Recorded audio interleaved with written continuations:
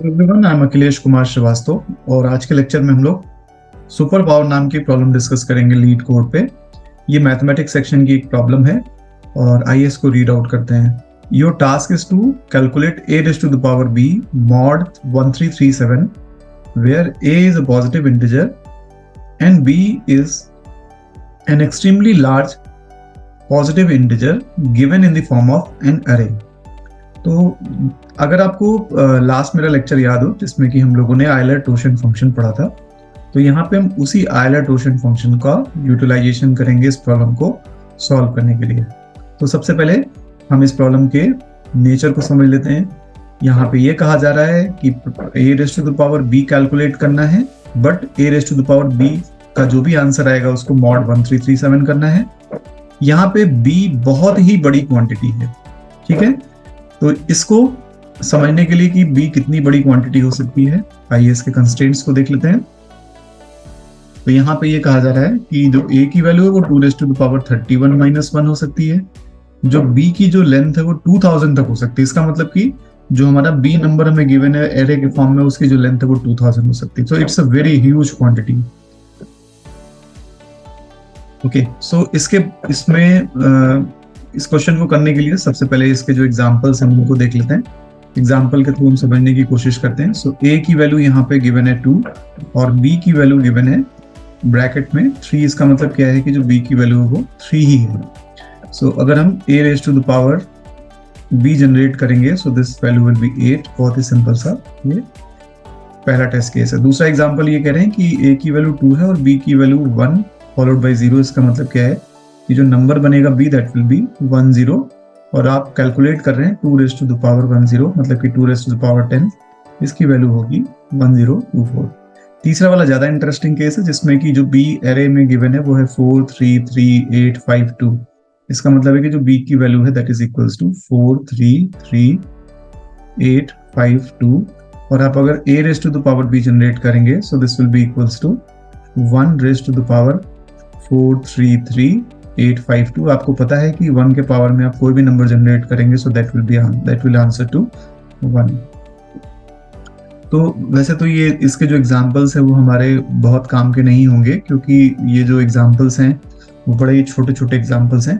लेकिन जैसे कि कहा गया है कि जो b की वैल्यू है या जो b एरे है वो 2000 साइज का हो सकता है। इसका मतलब क्या है कि हमें ध्यान रखना पड़ेगा कि जो हम b की वैल्यू ले रहे हैं उसको हम किसी तरीके से रिड्यूस कर पाए।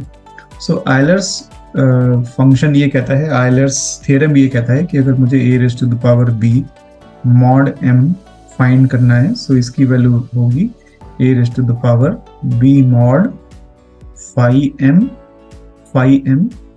And then mod m।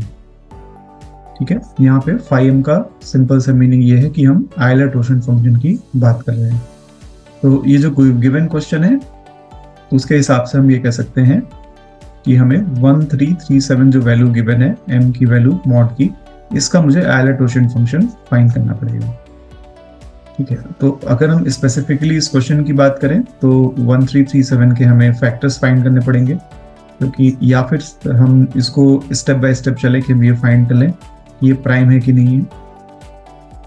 दूसरा क्या है कि हम ये देख लें कि अगर ये प्राइम नहीं है तो क्या हम इसको p इंटू क्यू के फॉर्म में रिप्रेजेंट कर सकते हैं क्या। अगर हम p इंटू क्यू के फॉर्म में रिप्रेजेंट कर सकते हैं और p और जो q है दोनों ही प्राइम नंबर, सो हमारा जो आंसर होना चाहिए वो p into Q p-1 into q-1 होना चाहिए। तीसरा ये है कि आयलर-टोशन फंक्शन को फाइंड करने का जो तीसरा रूल है वो हमारा ये कहता है कि अगर हमने 1337 के प्राइम फैक्टर्स लिख दिए और हमने ऐसे लिख दिया, let's say prime factor 2 raised to the power I and then 3 raised to the power j and some let's say 5 raised to the power k and let's say 7 raised to the power l। ये मान लेते हैं कि 2 3 5 7 इसके prime factors हैं। तो उस case में जो इसका आयलर-टोशन फंक्शन होगा that will be equals to n multiplied with 1 minus 1 upon 2 then 1 minus 1 upon 3 into 1 minus 1 upon 5 into 1 minus 1 upon 7। यहाँ पे हम मान रहे हैं कि ये 2 3 5 7 ये सारे के सारे इन्वॉल्व है इसके 1337 के प्राइम फैक्टर्स में। तो हमारा आंसर ये होना चाहिए। तो ये चूंकि ये हमें अभी पता नहीं है, या ऐसा भी हो सकता है कि आपको गिवन क्वेश्चन में 1337 की जगह कोई और वैल्यू गिवन हो मॉड कैलकुलेट करने के लिए। इसको हम जनरलाइज वर्जन के रूप में सॉल्व करेंगे। तो सबसे पहले हम इसके प्राइम फैक्टर्स ही फाइंड कर लेंगे एंड देन उसके बाद उसी प्राइम फैक्टर्स के हिसाब से रूल नंबर 3 में हम फाइंड आउट कर लेंगे कि कैसे इसका आइलर-टोशन फंक्शन फाइंड किया जाए। तो आइए हम इसका सोल्यूशन करते हैं और सोल्यूशन राइट साइड मैंने ऑलरेडी लिखा हुआ है। और चूंकि हम यहाँ पे एक्सपोनेंशिएशन कर रहे हैं तो हम यहाँ पे मानेंगे कि हमने एक्सपोनेंशिएशन बड़े बड़े वैल्यूज का निकालना है। तो जब भी बड़ी वैल्यूज का एक्सपोनेंशिएशन निकालना होता है तो हम कोशिश करते हैं कि हम बाइनरी एक्सपोनेंशिएशन का यूज करें, जिससे कि हम लॉग एन टाइम में अपने कंप्यूटेशंस को कर पाएं। तो ये हमारा बाइनरी एक्सपोनेंशिएशन है जिसमें a⁻n कैलकुलेट करना है और m का मतलब ये है कि सिंपली हम मॉड कर रहे हैं। सो हमने क्या किया कि एक बेस कंडीशन लगाई कि अगर n की वैल्यू 0 है तो 1 रिटर्न करेंगे, अदरवाइज हमने a⁻n/2 कैलकुलेट कर लिया है, उसका आंसर हमारा p में है। अगर हमारा n इवन है तो p इंटू p रिटर्न करेंगे। इसका मतलब क्या है कि अगर हमने ऑलरेडी a⁻n/2 कैलकुलेट कर लिया है तो a⁻n/2 इसमें मल्टीप्लाई कर दीजिए, this will be equals to a⁻n। लेकिन अगर मान लीजिए कि जो नंबर हमारा गिवन है पावर कैलकुलेट करने के लिए या जो एक्सपोनेंट वैल्यू गिवन है that is odd, for example हमने ये कहा कि जो हमारे n की वैल्यू है वो 9 है, तो a⁻9 हमें कैलकुलेट करना है। और जब हम n/2 कैलकुलेट कर रहे हैं तो a⁻4 आएगा इससे। जब आप a⁻4 को a⁻4 से मल्टीप्लाई करेंगे तो a⁻8 ही मिलेगा। तो ऑड के केस में हमें क्या करना पड़ेगा, इसको एक a से और मल्टीप्लाई करना पड़ेगा। यही काम हमने यहाँ पे किया है कि जो p हमने फाइंड किया था a⁻n/2 उसमें एक a से हमने एडिशनली मल्टीप्लाई कर दिया। नाउ यहाँ पे चूंकि हम मॉड्यूलर अरिथमेटिक का यूज कर रहे हैं तो जब भी आप कोई बड़ी वैल्यू कैलकुलेट करेंगे उसके बाद mod m लगा दीजिएगा, जिससे कि वो रिस्ट्रिक्ट हो जाए रेंज में। फॉर एग्जांपल हमने p इंटू पी किया तो mod m भी कर दिया, जिससे कि p बड़ी क्वांटिटी है, p अगेन बड़ी क्वांटिटी है। जब एक दूसरे से आप इसको मल्टीप्लाई करेंगे तो और बड़ी क्वांटिटी हो जाएगी, तो रेस्ट्रिक्ट करने के लिए हमने mod m लगा दिया। सिमिलरली a इंटू पी किया, mod m लगा दिया, जो आंसर आया उसको p से मल्टीप्लाई किया, वो भी बड़ी क्वांटिटी हो सकती है इसलिए mod m लगा दिया। सो ये मॉड्यूलर एक्सपोनेंशिएशन का कॉन्सेप्ट हम यहाँ पे यूज कर रहे हैं। दूसरा क्या है कि हमें प्राइम फैक्टर्स भी फाइंड करना पड़ेगा। तो सबसे पहले जो यहाँ इनका फंक्शन गिवन था उसी फंक्शन को हम लोग देख लेते हैं। तो इनके फंक्शन में a गिवन था और b की जो वैल्यू है वो एक वेक्टर के फॉर्म में गिवन है, इसका मतलब एक एरे के फॉर्म में गिवन है। जो m की वैल्यू है वो 1337 है। हम मान लेते हैं कि हमारे पास आइलर-टोशन फंक्शन जिसको हम फाई कहते हैं उसको हम कैलकुलेट करना चाहते हैं and that value is double. वैसे होगी ये इंटीजर वैल्यू, लेकिन डबल हमने पर्पसफुली इसको माना है क्योंकि हम जब थर्ड वाला कंडीशन लगाएंगे आइलर-टोशन फंक्शन को फाइंड करने वाला, जिसमें 1-1/p की वैल्यू लिखेंगे, तो उस केस में या एक बार हम रिकॉल फिर से कर लेते हैं जिससे आपको समझने में आसानी होगी कि हमने इसको डबल क्यों लिया है। तीसरा केस आइलर-टोशन फंक्शन का ये कहता है कि n into 1-1/p1 into 1-1/p2 and so on so fourth. तो हमें ये जो वैल्यू मिलेगी वो डबल मिलेगी, ये वैल्यू है वो डबल मिलेगी। इन दोनों को जब मल्टीप्लाई करेंगे तो ये भी डबल हो जाएगा, ठीक है। उसके बाद फिर जब आप n को इससे मल्टीप्लाई करेंगे तो ये भी हमारी डबल वैल्यू बनी चाहिए ताकि कोई किसी भी टाइप का अप्रॉक्सीमेशन ना होने पाए। फाइनली जब आप इसकी वैल्यूज कैलकुलेट कर लेंगे तो देन इसको अगेन इंटीजर में कन्वर्ट कर दीजिए, क्योंकि जो आइलर-टोशन फंक्शन की वैल्यू होती है वो इंटीजर में ही होगी। तो केवल ये जो फ्रैक्शनल पॉइंट्स के या फ्रैक्शनल पार्ट वाले हैं हमारे, इस ये एग्जैक्ट फ्रैक्शन ना रहे, ये एग्जैक्ट आंसर हमें दे, अप्रॉक्सीमेट आंसर्स ना दे, इसलिए आपने इनको डबल में कन्वर्ट कर दिया। अदरवाइज जैसे मान लीजिए कि 1/2 आप इंटीजर बाय इंटीजर डिवीजन करेंगे तो 0 आ जाएगा, 1/5 करेंगे इंटीजर बाय इंटीजर डिवीजन, ये 0 आ जाएगा। तो हमें इंश्योर करना पड़ेगा कि जो भी हम डिविजन्स करके वैल्यूज निकाल रहे हैं वो सारी की सारी वैल्यूज हमारी डबल में आए, वो 0 ना हो पाए इंटीजर बाय इंटीजर अरिथमेटिक से।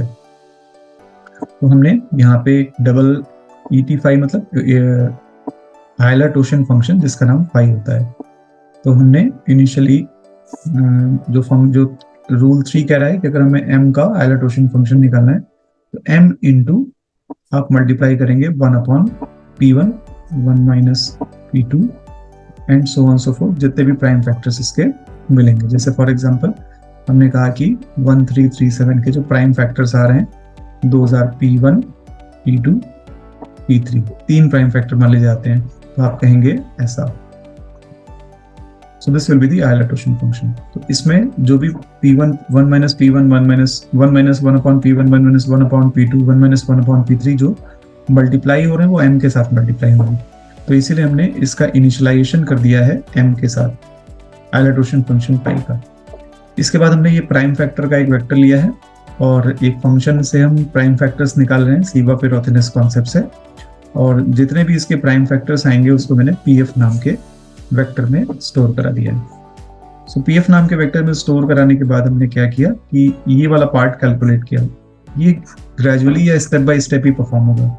जो पहला प्राइम फैक्टर मिला उसके साथ ये परफॉर्म होगा, फिर उसके बाद दूसरा प्राइम फैक्टर जो मिलेगा उसके साथ ये परफॉर्म होगा, जो तीसरा प्राइम फैक्टर मिलेगा उसके लिए ये वाला परफॉर्म होगा।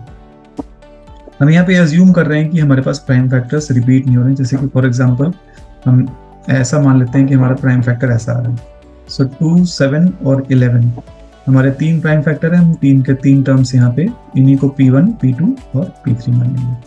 लेकिन मान लीजिए कि अगर हमारे पास ऐसा आता 2 into 2 multiplied with 7 into 7 into 7 into 11, तो उस केस में ये फंक्शन गड़बड़ हो जाता है। तो हमने यह माना है या हमें पता है कि जो 1337 होगा उसके जो प्राइम फैक्टर्स होंगे वो ऐसे ही सिंगल सिंगल आएंगे, ये रिपीट नहीं होंगे। तो हमने जो भी प्राइम फैक्टर वाले एरे में या प्राइम फैक्टर वाले वेक्टर से जो भी हमें प्राइम फैक्टर मिला है उसको हम ET5 की करंट वैल्यू में 1 minus 1 upon that prime factor ये हमने मल्टीप्लाई कर दिया, मतलब कि हम ये टर्म कैलकुलेट कर रहे हैं।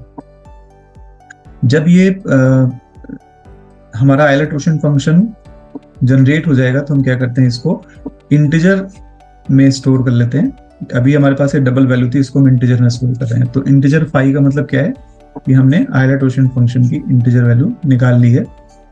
इसके बाद हम क्या करेंगे कि जो नंबर हमारा b है उस b नंबर को कंस्ट्रक्ट करेंगे। जैसे फॉर एग्जांपल हमारा यहाँ पे 4 3 3 8 5 2 था, तो इस नंबर को हम कंस्ट्रक्ट करेंगे और कंस्ट्रक्ट करते समय इसको phi n से मॉड लेते रहेंगे। फॉर एग्जांपल अगर हमें इस एरे से नंबर बनाना है तो हम कैसे बनाएंगे, सबसे पहले कहेंगे 0 मल्टीप्लाइड विद 10 प्लस 4, तो जो भी आंसर आएगा उसमें मल्टीप्लाई कर देंगे 10 प्लस 3 करेंगे। जो भी हमारा आंसर आएगा उसमें 43 multiplied with 10 plus next digit 3 हो जाएगा, तो ये 433 हो जाएगा। फिर इसमें मल्टीप्लाई करेंगे 10 का एंड देन 8 कर देंगे। तो नंबर कंस्ट्रक्ट करते करते आप इसका मॉड भी लेते रहिए, ठीक है। तो आपने क्या किया कि सम कैलकुलेट किया, sum is equal to sum multiplied with 10 plus the current digit of the b array, और सम को हमने 0 ले लिया है। 0 लेने का मकसद सिंपल ये है कि हम जब पहली डिजिट को लें तो आप जब फार्मूला लगाएंगे कि sum multiplied with 10 plus the first digit, तो अगर ये 0 होगा तो 0 इंटू 10 से सबसे पहले पहली डिजिट ही आ जाएगी इस फार्मूला के हिसाब से। फिर से हमने इसको 0 से इनिशियलाइज कर लिया। ये बहुत ही सिंपल सा कॉन्सेप्ट है जो कि हम लोग फर्स्ट ईयर में पढ़ते हैं। आप सभी को याद होगा कि सम ऑफ डिजिट्स ऑफ नंबर कैसे फाइंड किया जाता है। तो आपने क्या किया कि सम फाइंड किया और डिजिट बाय डिजिट आपने सम फाइंड किया है। ये कंडीशन मैं आपको थोड़ी देर बाद एक्सप्लेन करूंगा, बस आप सिंपल से समझ जाइए कि जो भी आपने सम फाइंड किया है उसका आइलर-टोशन फंक्शन phi से मॉडुलस ले लीजिए। तो b की जो वैल्यू है वो हमारी धीरे धीरे रिड्यूस हो जाएगी और मॉड वैल्यू के साथ हम माने phi के साथ हम इसका मॉड ले रहे हैं। आपको पता है कि जो आइलर फंक्शन बताता है या आइलर थ्योरम कहता है कि a raise to the power b, इसको मैं फिर से रिपीट कर दे रहा हूँ क्योंकि इस लेक्चर के स्टार्ट में मैंने इस चीज को बताया था कि a raise to the power b mod m अगर आपको कैलकुलेट करना है, so this is equals to a raise to the power b का हम जो मॉड निकालेंगे वो आइलर-टोशन फंक्शन के हिसाब से निकालेंगे और जो भी आंसर इसका आएगा हम मॉडल ले लेंगे। So this is according to this one. तो आपने क्या किया कि पावर फंक्शन जनरेट किया। पावर किसका जनरेट अब आप कर रहे हैं कि जो a है और जो b की रिड्यूस्ड वैल्यू वो सम में है। तो जो आप पावर जनरेट कर रहे हैं वो a raise to the power sum generate कर रहे हैं। ऑब्वियस सी बात है कि a raise to the power sum बहुत बड़ी वैल्यू आएगी तो उसका हम मॉड भी लेते हुए चलेंगे। तो इसलिए जो मॉड की वैल्यू m है फंक्शन में ही पास कर रहे हैं और फाइनली आप इस आंसर को रिटर्न कर देंगे। सो आई थिंक कि मैंने सभी चीज़ों को डिस्कस कर दिया है। एक बार हम जल्दी से क्विकली जो है जो प्राइम फैक्टर वाला फंक्शन है उसको देख लेते हैं। सो ये प्राइम फैक्टर वाला फंक्शन है जिसको हमने सीवा-पिरोथिनस के कॉन्सेप्ट से प्राइम फैक्टर्स निकाले हैं और आपको पता होगा कि प्राइम फैक्टर निकालने के लिए जो 2 होता है वो प्राइम फैक्टर होगा और 2 के जितने मल्टीपल्स होंगे वो प्राइम फैक्टर्स नहीं होंगे। तो हमने सिंपली क्या किया है कि जो हमारा नंबर है उसको बार बार 2 से डिवाइड करके एक एरे पीएफ में स्टोर करा दिया है। तो जब तक ये डिवाइड होता रहेगा तब तक ठीक है, जब ये कंडीशन फेल हो जाएगी, मतलब ये 2 से डिवाइड नहीं हो पाएगा, तो हम क्या करेंगे कि इसको 3, 5, 7 इन सब से डिवाइड करके देखेंगे। बट ये इंश्योर करेंगे कि जो हम डिविजिबिलिटी टेस्ट कर रहे हैं वो जो नंबर, तब तक का जो नंबर हमारा बचा हुआ है, मान लेते हैं कि नंबर हमारा n है, तो हमने क्या किया कि अंडर रूट n तक ही हम डिविजिबिलिटी टेस्ट करते हैं, इसके आगे डिविजिबिलिटी टेस्ट नहीं करते हैं। यही हमारा सीवा-फिरोथिनस कॉन्सेप्ट बताता है। तो हमने 3 से पहले डिवाइड किया, और अगर 3 से डिवाइड हो जा रहा है तो 3 मेरा प्राइम फैक्टर होगा।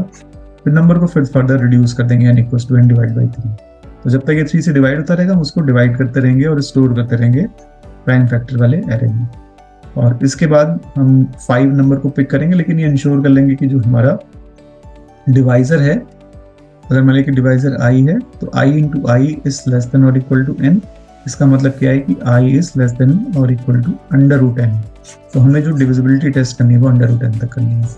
एंड में मान लीजिए कि जब डिवाइड करने के बाद और divisibility test under root n तक करने के बाद हमारा जो नंबर है वो 1 हो जाता है, तब तो सब सही है। लेकिन अगर 1 से ज़्यादा बचता है तो इसका मतलब जो भी बचा हुआ नंबर होगा वो भी आपका प्राइम फैक्टर होगा, उसको भी हमने यहाँ पे इंक्लूड कर लिया है। सो pf dot push back n, मतलब कि जो भी नंबर हमारा बचा हुआ है वही हमारा, वो भी हमारा प्राइम फैक्टर में इंक्लूड होगा। Now finally pf is the answer, या जो प्राइम फैक्टर जो हमने फाइंड किए हैं वो pf नाम के वेक्टर में स्टोर्ड है, इसको आपने रिटर्न कर दिया है। इसी को आपने यहाँ पे जो सुपर पावर आपका एक फंक्शन गिवन था उसको भी सेट कर लिया। तो इसको रन करके देखते हैं।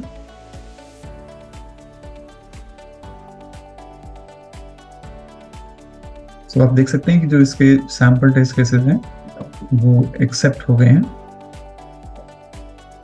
और इसको आप सबमिट कर लेते हैं।